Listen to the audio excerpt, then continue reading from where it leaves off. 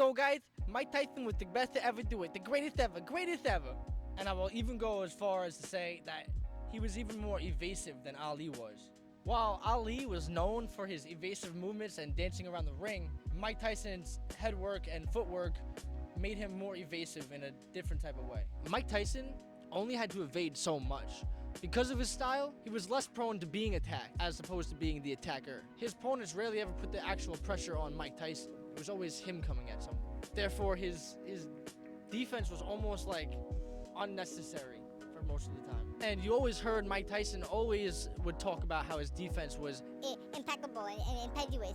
So why is this? I think it's because he was just a powerhouse and nobody ever really looked into him. Everyone overlooked his defensive skills and his evasiveness because it was embedded into his offense. So the second thing I want to go over is the peekaboo style. Mike Tyson's style of bobbing and weaving was insanely quick, and his ability to slip punches and counter with devastating strikes was unmatched. To have that kind of speed and stability is reserved for only freak athletes on this planet. Muhammad Ali, on the other hand, while he was super evasive, his style relied more on stepping back and getting out of the way, using the Ali shuffle, and it just created a lot of space and took up a lot of space and a lot of movement involved. And it wasn't consistent when it got to close range. It allowed him to be extremely evasive, like I said, but it took up a lot more energy and space in the ring. It seemed a little less convenient, arguably making it less efficient of a defensive style. It's also worth noting that Ali would resort to the clinch when it got to close quarters, making him, it just stopped the fight instead of actually doing anything. This is effective, but it stopped him. He didn't have as much power in close quarters as Mike Tyson did.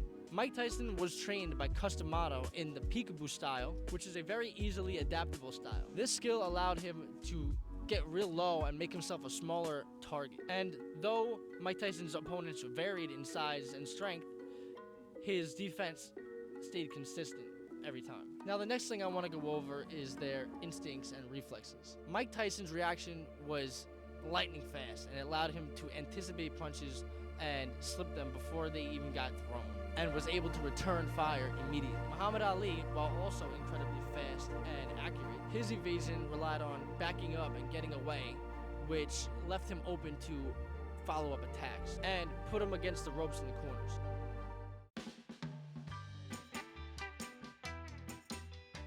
Now I'm going to go over their technical abilities.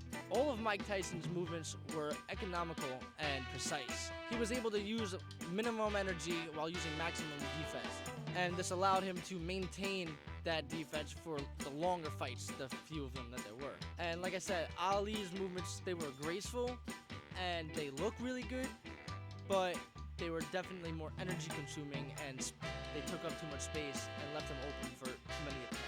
And it wore him down in the later rounds. He became a lot more slow and sluggish. So to wrap this up, both Tyson and Ali had extraordinary defensive skills and evasive skills, but they used them very differently. Tyson's adaptability and strategic evasion, head movement and footwork, close-range defense made him a nightmare in the ring. And that's really it. So I think Mike Tyson is a better defensive fighter and a more evasive fighter than Ali was. Let me know what you think in the comments. Leave a like and a subscribe, and I'll see you guys on the next one.